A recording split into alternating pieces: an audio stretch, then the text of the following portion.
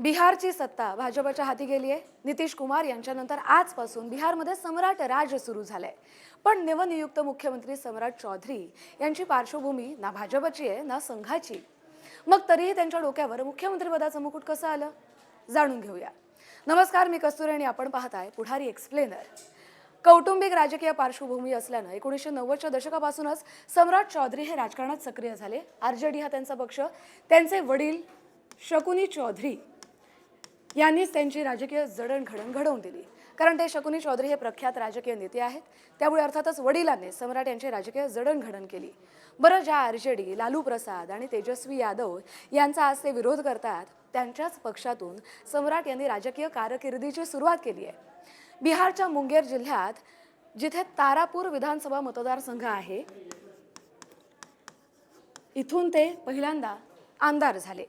वयाच्या 19व्या वर्षी बिहार सरकारमध्ये कृषी मंत्री म्हणून नियुक्ती झाली। मंत्रिपदाचा त्यांचा पहिलाच अनुभव होता। यावेळी त्यांना त्यांच्या वयासंबंधीच्या वादामुळे मंत्रिमंडळातून बडतर्फ देखील केलं गेलं होतं। नंतर राज्यपालांनी पदावरून हटवलं आणि ते भाजपमध्ये सामील झाले। त्याच्या आधी जेव्हा ते आमदार झाले तेव्हा ते जेडीयू मध्ये होते, नितीश सरकार यांच्याबरोबर। पण त्यांना काही अजून अपॉर्च्युनिटीज हव्या होत्या आणि अर्थात हे मंत्रिमंडळातला हा जो घटनाक्रम घडला त्यानंतर त्यांनी भाजपमध्ये एंट्री घेतली। बीजेपीमध्ये गेल्यानंतर कृषी मंत्रीचं पद गेलं होतं, पण नंतर त्यांना भाजपमध्ये गेल्यानंतर नगरविकास, गृहनिर्माण, पंचायती राज सारखी महत्त्वाची खातीही मिळाली। नंतर बिहार भाजपच्या अध्यक्षपदी त्यांची नियुक्ती झाली। बिहार हा जो प्रदेश आहे त्यात भाजपचे ते प्रदेशाध्यक्ष झाले, त्यांच्यामुळे भाजपमध्ये एक महत्त्वाची जबाबदारी त्यांच्या खांद्यावर पडली।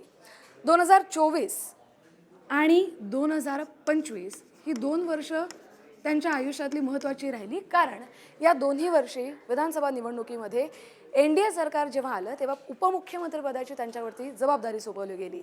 हे दोन्ही वर्ष त्यांनी उपमुख्यमंत्रीपद भूषवलं। सम्राट चौधरी हे बिहारमधील सगळ्यात प्रमुख राजकारण्यांपैकी एक म्हणून उदयास आले। गंमत म्हणजे ज्या भाजपनं आक्षेप घेतल्यानं सम्राट यांना पदावरून हटवलं गेलं होतं, आज त्याच पक्षाकडून बिहारचा पहिला मुख्यमंत्री होण्याचा मान सम्राट चौधरी यांना मिळाला। मंत्रिमंडळातून बडतर्फ होऊन मुख्यमंत्री पदापर्यंत पोहोचणारे ते पहिलेच नेते असावेत। त्यामुळे आपला राजकीय प्रवास आरजेडी, जेडीयू आणि भाजप अशा 3 पक्षांमधून पुढे नेत न थांबता सातत्य ठेवून काम करणारे सम्राट हे आज बिहारवर राज करणार आहेत। आजसाठी इतकंच, मात्र अशीच नवनवीन माहिती समजून घेण्यासाठी पाहत रहा पुढारी एक्सप्लेनर।